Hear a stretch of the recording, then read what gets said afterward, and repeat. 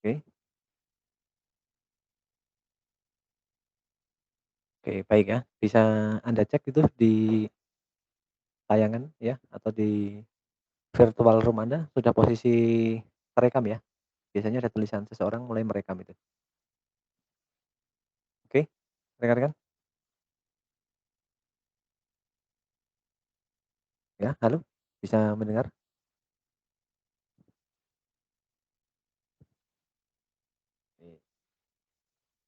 Oke, baik ya. Bisa Kak, Eee, bisa. saya ucapkan selamat pagi ya, rekan-rekan semuanya.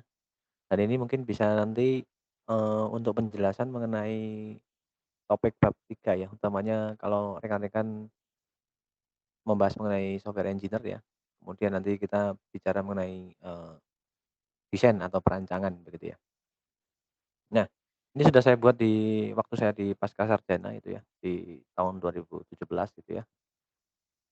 Nah, jadi ada banyak di sini ya, nanti ini akan saya, apa namanya, bagikan ya, tetapi nanti, cover-nya nanti saya ganti dulu ya, supaya sesuai dengan kampus kita gitu ya. Tapi mungkin ada beberapa yang sudah, saya beri gitu ya, nanti masih menggunakan, kamus-kamus yang lama ya. Oke, yang pertama adalah kita agendanya adalah bikin use case dulu ya. Kemudian use case ini dia punya banyak aturan gitu ya, untuk membuat use case ini. Jadi aturan-aturan itu yang harus dipenuhi dalam pemodelan object oriented design ya. Nah kemudian, setelah itu kita membuat, sequence diagram gitu ya, yang disesuaikan dengan use case-nya gitu ya. Kemudian baru yang ketiga kita bikin activity-nya. Nah ini banyak sih sebenarnya sampai 8. Tetapi biasanya untuk S1 ini sampai dengan kelas dan, desain ini ya, desain arsitek gitu ya. Juga, desain interface ya, ini biasanya Anda pakai mockup atau pakai aplikasi-aplikasi pengolah gambar gitu ya. Ini bebas, bahkan Anda pakai Word pun boleh ya, untuk desain interface. Oke, tapi yang paling penting biasanya adalah use case, kemudian ada sequence ya, kemudian ada activity dan kelas ini ya. Ini yang untuk S1 atau skripsi cukup. Ya, jadi ini saya kasih papan tulis dulu. Jadi ketika kita bicara mengenai object oriented software engineer ya, ini adalah seperti ini.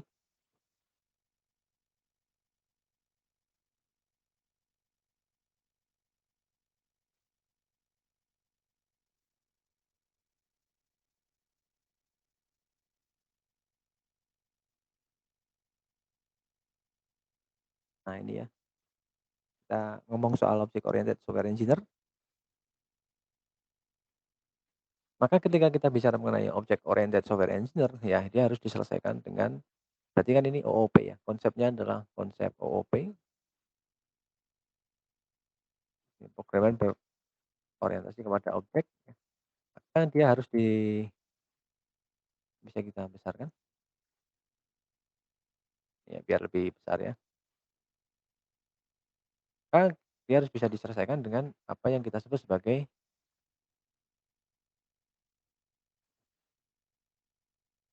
OOSE.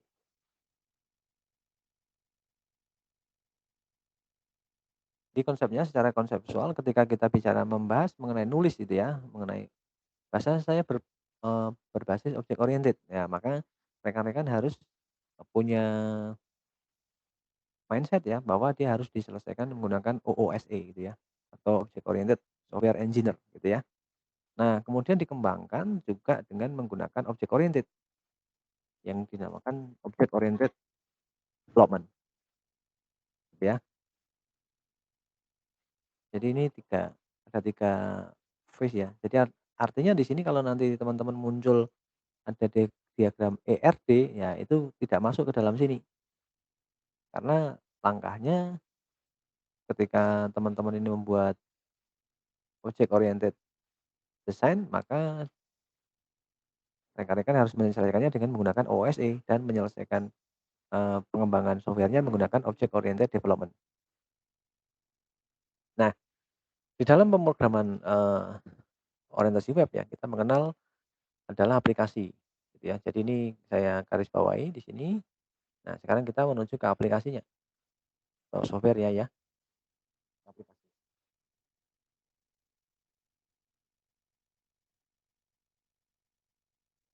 Nah, aplikasi ini dia ada 2 ya, aplikasi untuk desain dan aplikasi untuk buat ya. Nah, sekarang kita bicara mengenai aplikasi untuk desain dulu ya, aplikasi desainnya seperti apa?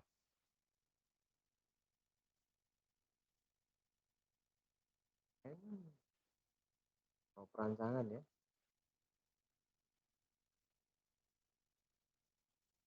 Aplikasi desain atau perancangannya, ini kita bisa ketemu contohnya adalah nanti yang Anda pakai misalkan adalah Sharp PML.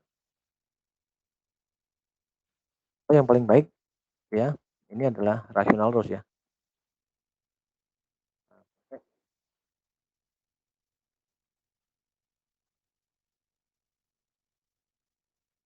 Ya. Nah, ini software-nya. Kalau untuk desain dan perancangan ya, bisa Start UML atau Rational Rose ini yang direkomendasikan ya. Kenapa? Karena ketika kita bicara mengenai OOP, dia punya tanggung jawab gitu ya, ini bisa dilakukan reverse gitu ya. Jadi ini kalau Anda nulis di sini, ya ini tanggung jawab dari object oriented ini bisa dilakukan reverse ya.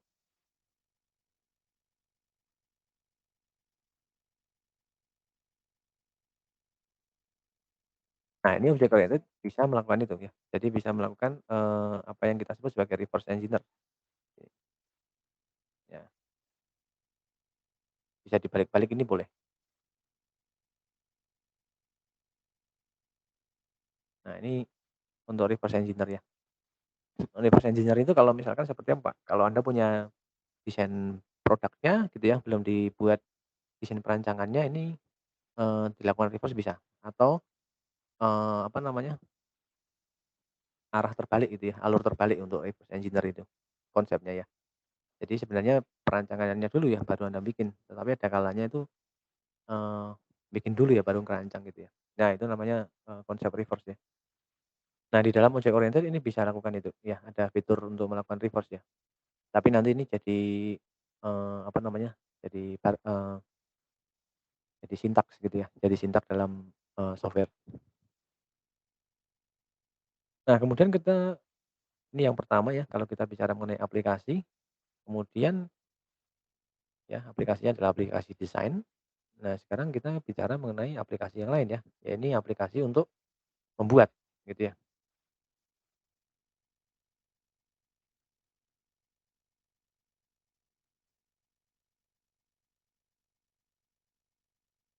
Khususnya app ya. Nah ini contohnya banyak ya, program-program hampir semuanya berkonsep object oriented ya. Contohnya adalah Anda bisa tahu di sini, Pak, mungkin kalau VB ya, mungkin kalau VB ya ini VB.NET ya.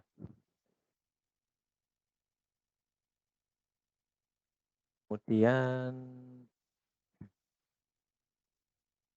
programan lain lagi ya misalkan Anda ini masih berbasis, desktop ya. Nah kalau untuk yang berbasis web, ya saya kasih warna yang lain.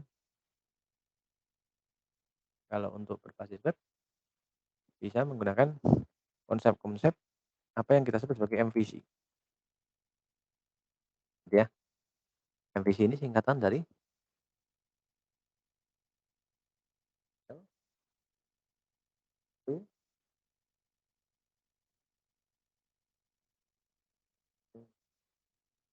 Color.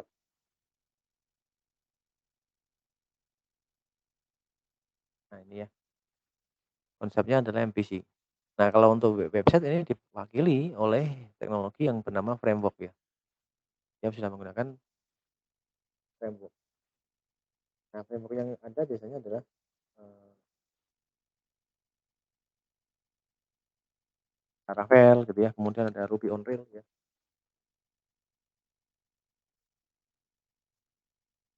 CodeIgniter,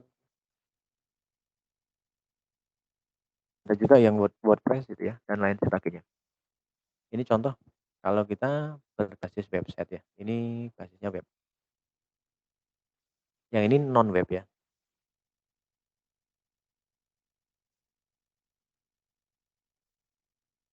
ini bisa juga Python ya.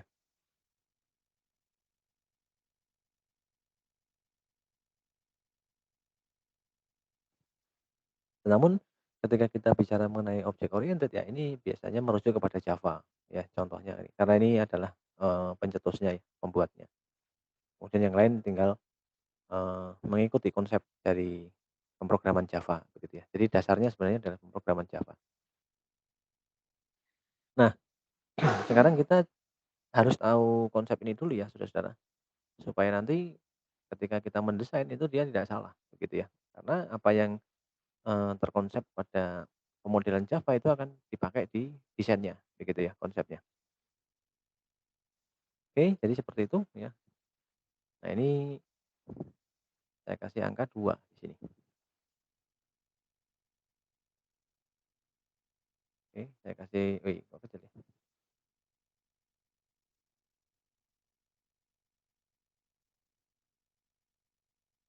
Saya kasih angka 2 ini ya, untuk membuat app-nya. Nah ini basisnya adalah desktop, ya ini basisnya adalah web.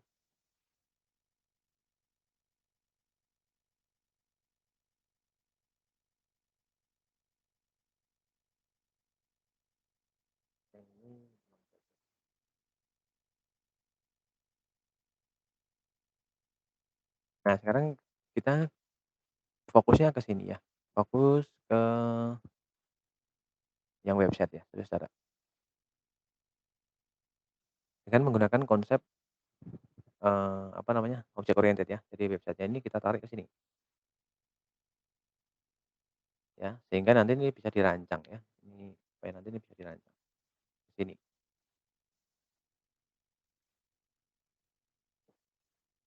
Oke ini saya coba saya screenshot dulu ya, coba taruh di mana ya, di Word aja ya coba ya,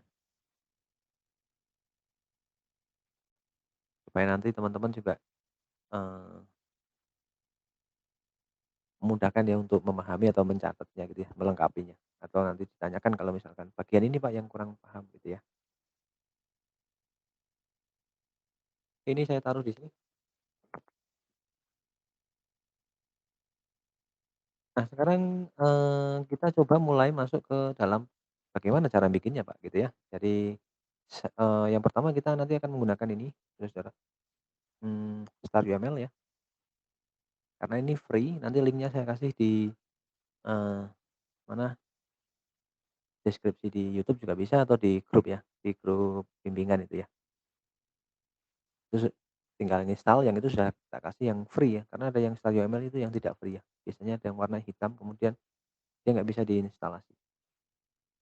Nah, cara instalasi itu mudah sih tinggal next next gitu ya, dan tidak memerlukan, spesifikasi khusus gitu ya.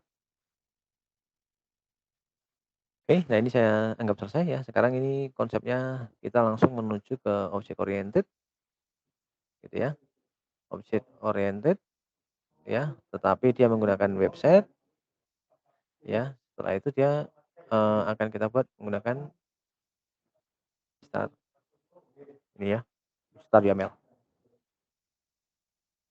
Oke, nah Star YAML ini tinggal saya sudah install ya, nanti saya berikan kepada teman-teman.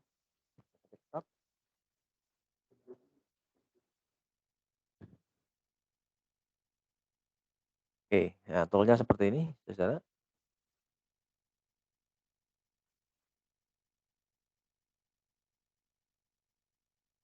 Nah, ketika kita sudah membuka sorry, Star YAML, maka di sini ada rational approach. Sebenarnya inilah ketika kita bicara mengenai object oriented ya, dengan rational rules ya. Nah, kenapa kok rational rules? Karena dia semula memang diciptakan untuk itu ya, ada hukum di rational rules itu ada hukum pencipta dari konsep Java ya, yaitu ada Ivar Jacobson ya, ada Rambok and, Bosch gitu ya. Nah, 3 orang ini yang membuat, konsep object oriented gitu ya. Maka kemudian mereka mendirikan perusahaan namanya Rational gitu ya. Nah, kemudian karya-karyanya masih dihargai ya dengan menggunakan rational approach ini. Jadi kalau Anda bicara mengenai object oriented, Anda bisa menggunakan rational approach di sini. Nah, ini tinggal di-oke saja, kita milihnya yang ini ya, rational approach, ini oke. Nah, supaya nanti dia bisa gandeng dengan rational rules ya. Mungkin di lain kesempatan akan saya, paparkan dengan model rational rules ya. Nah, untuk konsep yang pertama adalah use case ya. Jadi tampilannya seperti ini ya.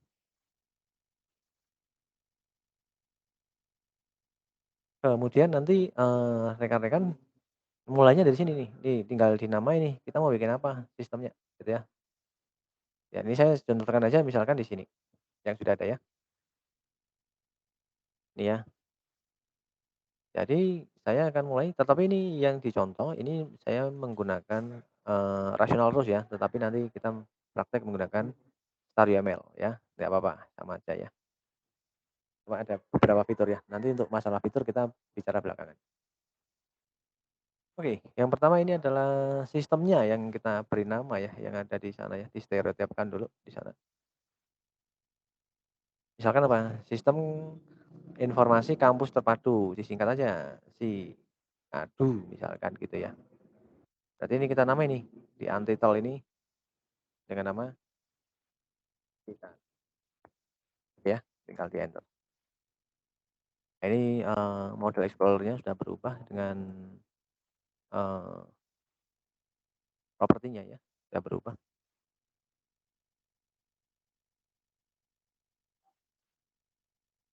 Oke, diagramnya sudah berubah.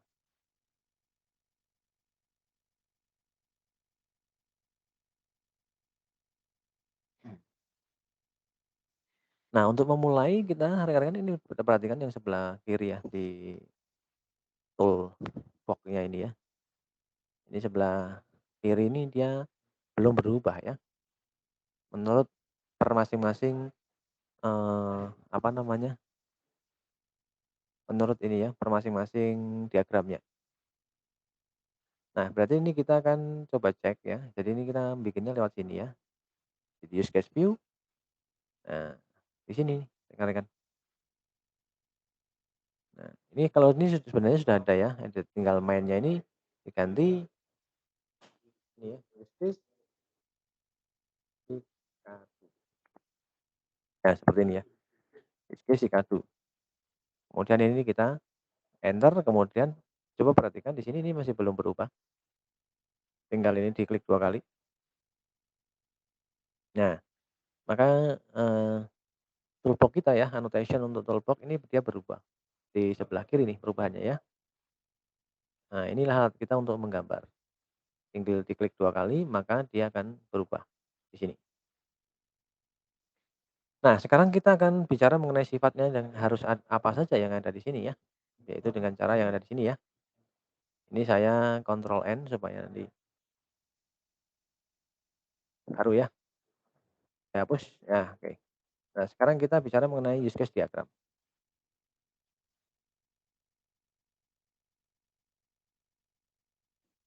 Nah, use case diagram ini adalah, diagram yang sifatnya dia apa adanya ya, membumi, gitu ya. Jadi ada beberapa aturan ya, atau rule di sini. Jadi aturannya ada, beberapa ya.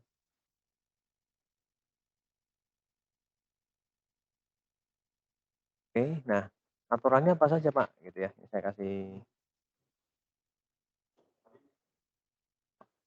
nah gitu aja ya.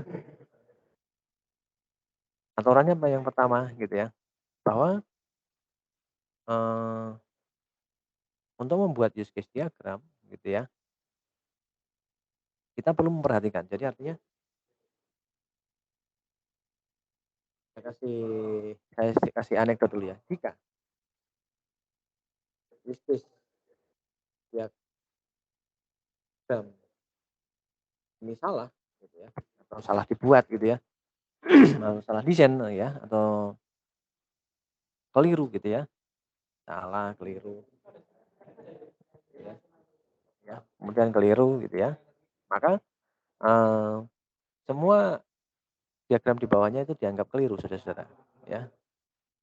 Ini ada makanya, kan seluruh diagram berikut berikutnya diangkat. Ya, ini aturannya jika Anda use case-nya itu salah, belakangnya itu salah. Jadi nggak akan dinilai, Saudara. Jadi hati-hati ya, karena di object oriented Anda harus benar-benar menerapkannya dengan benar. Nah, oleh karena itu ada beberapa cara bikinnya tuh ya.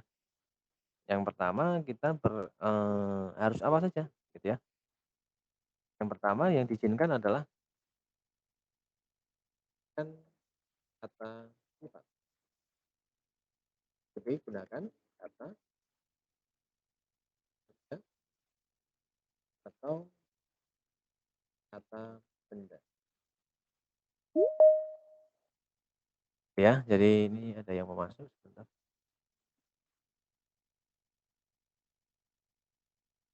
Oke ya, saya kembali ke sini.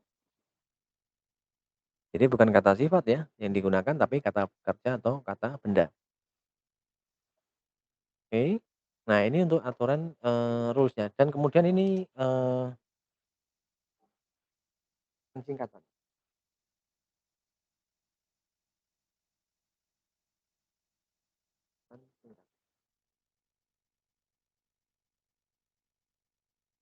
Ya, jadi ini bukan singkatan, ya nah.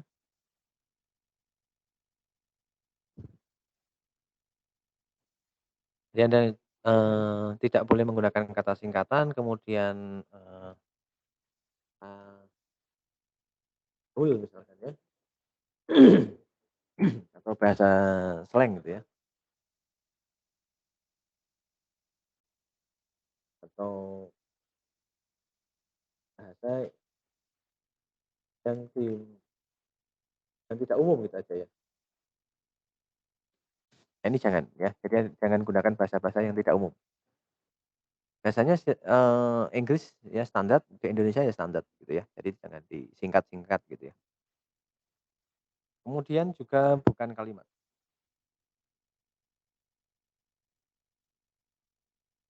ya jadi use can juga bukan kalimat ya, Saudara.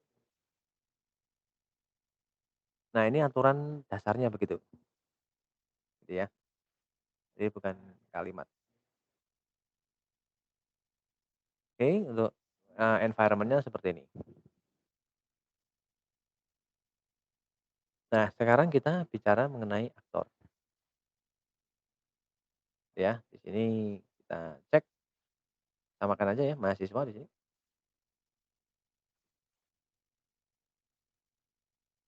Jadi aktor itu selalu dia orang, gitu ya. Atau, sesuatu yang bisa men-trigger, gitu ya. Tapi kalau misalkan ini bisa bikin auto ya, automation ya. Tapi rata-rata di sini masih orang, gitu ya. Yang harus, memicu gitu ya, memulai, menyuruh sistem gitu ya. Tapi kalau untuk sistem autonomous, biasanya aktor ini ya berupa sirkuit gitu ya, ini bisa. Tapi rata-rata aktor ini, dia adalah orang gitu ya. Nah, untuk aturan ini yang diperlukan sebenarnya adalah perannya ya, bukan pribadinya, tapi perannya. Jadi satu orang itu perannya banyak ya, bisa jadi mahasiswa, jadi anak, jadi macam-macam. Tapi yang kita lihat di sini adalah perannya. Nah, perannya ini adalah sebagai mahasiswa. Nah, aktor ini fungsinya orang ya. Kemudian di dalam, sistem itu tidak mungkin hanya satu, mesti ada minimal 2 yang menggunakan sistem itu. Oke, kemudian kita menuju ke ini ya, use case ya. Ini saya gambar menggunakan ini. Nah, ini namanya adalah use case, ini saya kasih use case gitu ya. Oke. Nah, ini adalah, nama lain dari use case ini adalah ini ya, saya kasih di sini. Oke, saya kasih nomor 2 di sini ya rekan-rekan. Bicara mengenai, use case. Ada nama lain untuk use case ya, beberapa Anda teman-teman harus bisa mengerti. Jadi nama lainnya adalah hindari lengkapnya adalah sistem Bonari, boleh juga.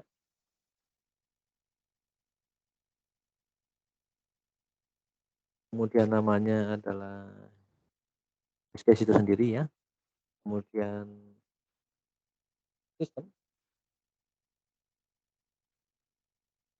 ini nama lainnya ya.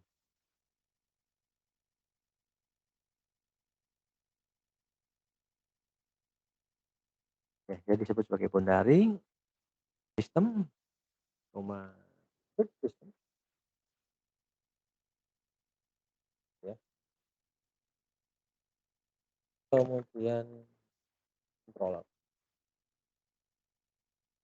Nah, ini nama-nama lain dari, use case itu ya. Cuma nanti posisinya ketika kapan jadi controller, kapan jadi Bondari itu nanti Anda bisa, apa namanya, melihat, posisi ini ya, flow of event. Kemudian di dalam, use case gitu ya, nanti ditandai dengan anak panah gitu ya. Ada beberapa anak panah di sini. Kalau Anda perhatikan ya, jadi use case-nya kita contohkan aja di sini ya. Misalkan siswa ini lihat hasil studi gitu ya. Mahasiswa saat ini lihat hasil studi. Ini ya, jadi kalau ketika orang nanti dihadapkan dengan lihat hasil studi gitu ya, atau lihat KHS biasanya gitu ya, ditetapkan aja, lihat kartu hasil studi itu juga boleh ya, KHS gitu ya. Nah ini ada hubungan ya, jadi antara aktor dengan use case ini hubungannya adalah direct asosiasi, hubungannya langsung Saudara, dengan cara menggunakan trigger ya, trigger-nya ya klik ya. Nah dia sebenarnya di sini dia punya stereotype gitu ya. Jadi hubungan antara mahasiswa dengan use case yang ada di sini, ataupun dari ya, ini adalah secara direct asosiasi ya, bukan generalisasi ya, gitu ya. Kalau generalisasi itu dia menganggap sama, misalkan mobil, motor gitu ya, itu dianggap sebagai kendaraan gitu ya. Nah itu general, tapi di sini bukan general yang dimaksudnya. Jadi jangan salah menggunakan anak panah. Oke, kemudian ini ya panahnya adalah directed yang baik, jadi langsung yang aksesnya, ya di sini. Ini ada aktor, ada lihat hasil studi, ya. Bukan kata sifat di sini ya. Oke, kemudian kalau kita lanjut ya, saya terangkan dari sini. Ya selanjutnya nanti tinggal masang ya untuk misalkan perhatikan hukumnya ya yang ada di object oriented ya, hukumnya dia tidak bisa dibikin sama. Hukum di dalam object oriented dia tidak mengizinkan adalah sebuah objek dibuat sama. Ya coba saya bikin pakai menggunakan use case ya. Saya akan dia bikin sama dengan nama objek yang sama.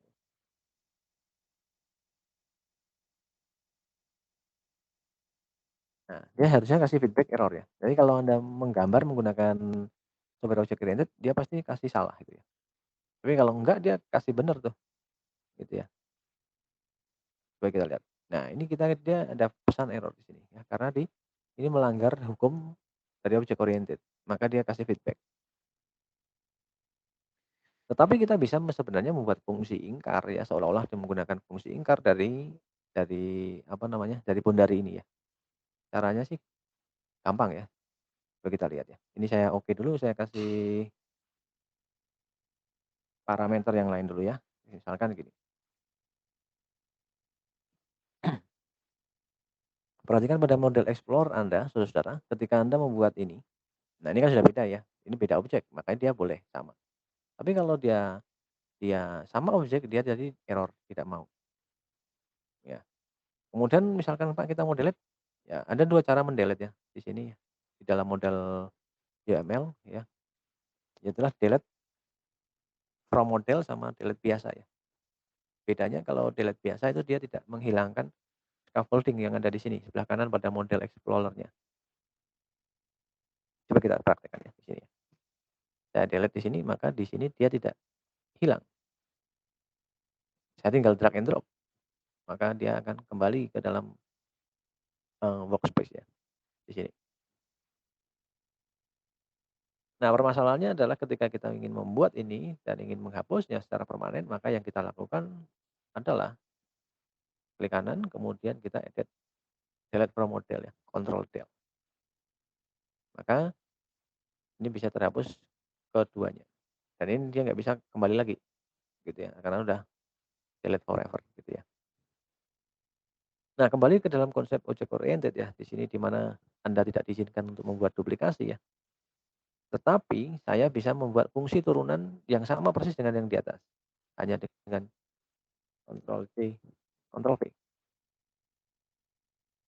Hasilnya sama ya, tetapi lihat di dalam model Explorer dia tidak merubah, tetap satu root yang ada di sini. Berbeda dengan kalau kita membuat objek dengan hasil yang sama, maka akan memicu error gitu ya, memicu, aplikasi memunculkan error karena kita tidak menurunkan, tetapi membuat gitu ya. Dan di konsep-konsep penurunan gitu, inheritance ya, polymorphism itu ada di Java ya. Nah, ini dipakai di sini. Oke, jadi saya bisa menurunkan ya, tapi bukan membuat gitu. Karena kalau kita lihat di sini ya hasil studi meskipun ini sama, ini merupakan parent dari, lihat hasil studi yang kedua ini, atau ini dia sebagai, child-nya gitu ya. Nah, ini nanti Anda diperlukan ini kadang-kadang untuk membuat view gitu ya, tetapi dengan objek yang sama ya, jangan ini tadi taruh di mana, di objek lain ya, di aktor lain ya. Nah, ini di sini aja. Kalau masih satu aktor gitu boleh. Nah, ini saya delete maka dia tidak di sini tidak, apa namanya, akan berubah ya karena delete-nya biasa. Oke, nah kemudian setelah itu yang kedua kita akan bikin ya samakan aja di sini, lihat jadwal kuliah sini, berarti saya butuh use case lagi, lihat.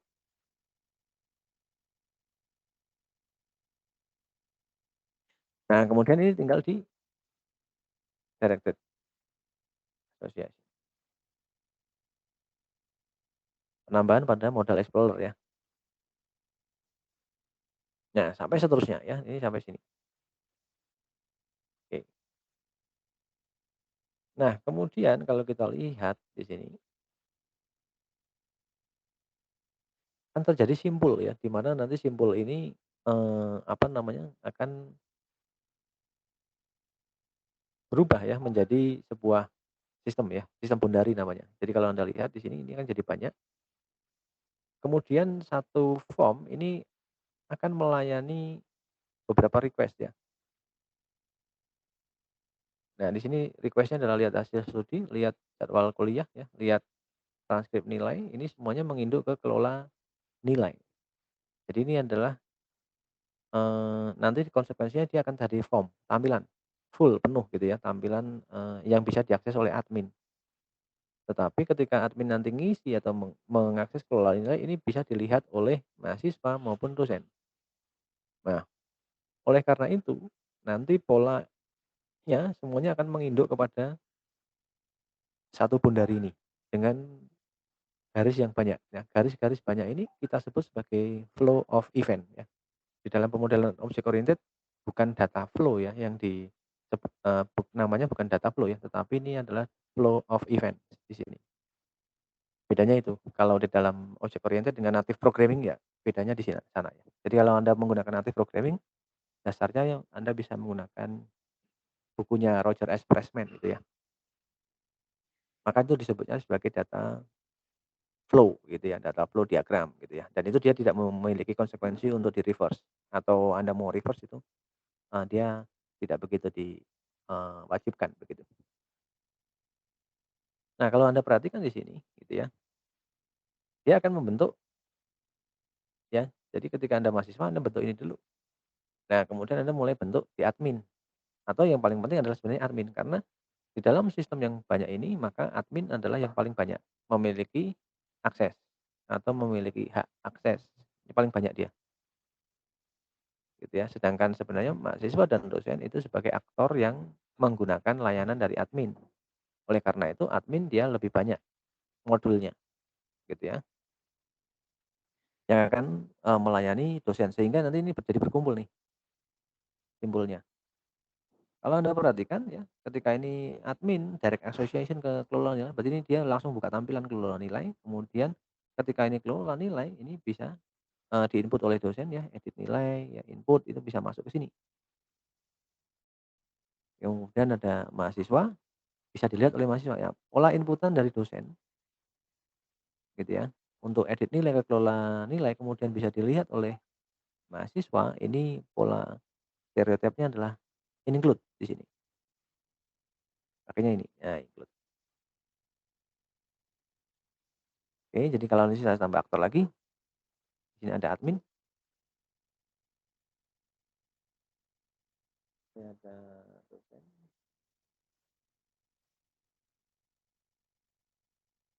Saya akan ambil satu, flow of event ya, yang bisa kita lihat, kelola nilai ini ya, saya akan coba ambil, saya bikin di sini kelola nilai.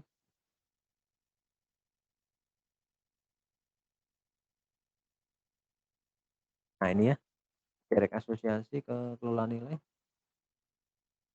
Oke, ini secara admin secara langsung masuk ke sini ya. Nah untuk ini tidak perlu dibikin loginnya ya, saudara-saudara, kalau Anda bikin login dia akan, membikin ruwet ya diagram ini ya, jadi dia tidak diperlukan ya, nggak perlu digambar gitu maksudnya.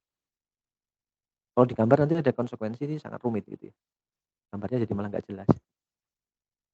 Oke, kemudian ini ya kelola nilai.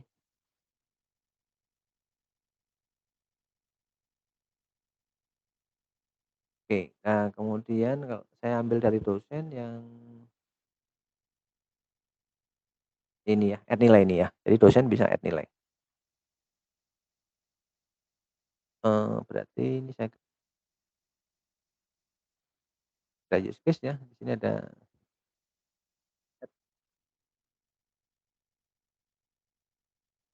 polanya polanya direct asosiasi ya. Pola directed.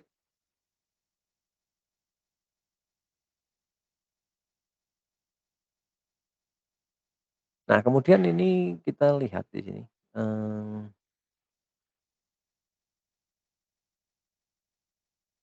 Oke, polanya ini karena ini miliknya orang lain ya. Jadi ini kan miliknya langsung miliknya admin, tetapi tidak langsung miliknya dosen. Maka ini include posisinya. Saya kasih ke sini,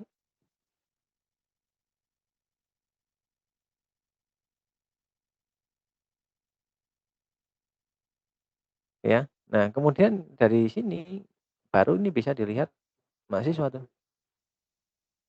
Mahasiswa bisa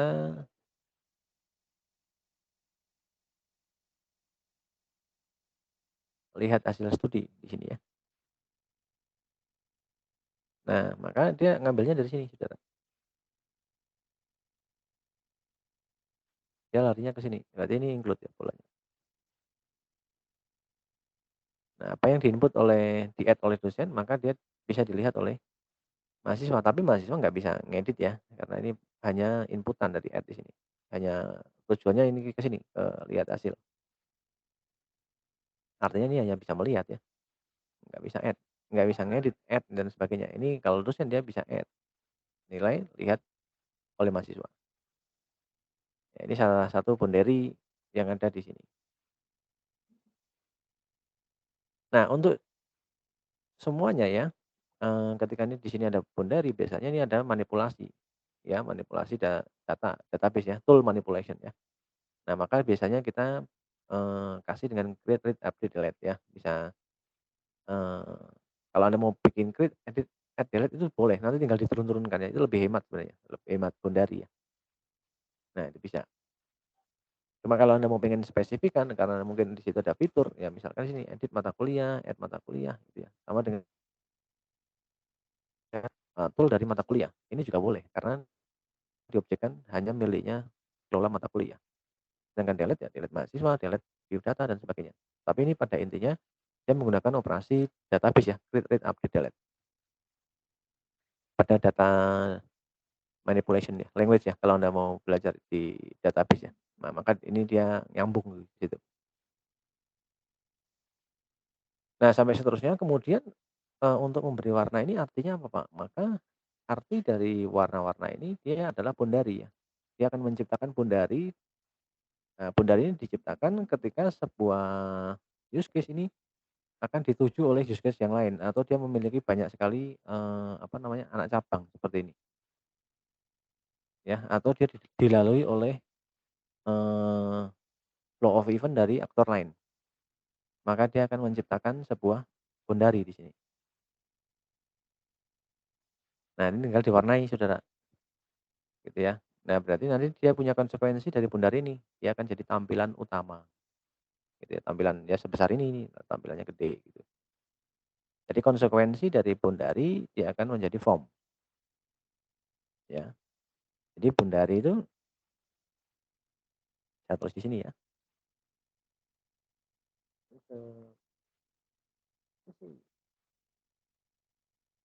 Pondari ini,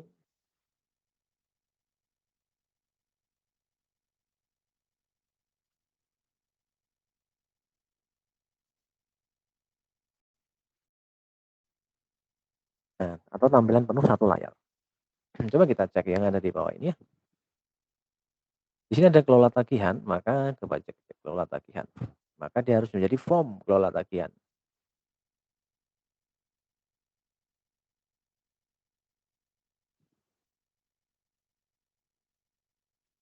Nih ada ya. Ini backend maupun nah di backend-nya ada. Ini desain interface-nya dia kan seperti ini, form kelola tagihan nih. Nah, ini jadi form penuh kan. Desainnya gini aja ya, nggak usah yang harus pakai tampilan beneran tuh nggak usah, ya gini-gini aja boleh, layout ini boleh. Nah, ini untuk kelola tagihan gitu. Ya, jadi dasarnya dari sana datangnya ya. Jadi nanti sampai dipanggil sampai di bawahnya nih Saudara. Jadi kalau Anda ngomong di sini kelola tagihan ya maka di sini akan jadi form ya, jadi tampilan penuh gitu. Nah, selain itu dia akan juga akan terpanggil pasti di sequence gitu ya, sampai pasti di activity juga gitu ya, otomatis itu. Jadi Anda harus membuat ini. Nah, kalau pertanyaannya berapakah controller dari desain ini? Ya Anda harus menghitung ini. Itulah jumlah controller pada masing-masing desain. Karena controller ini erat kaitannya dengan bahasa pemrograman atau sintaks gitu ya. Oke.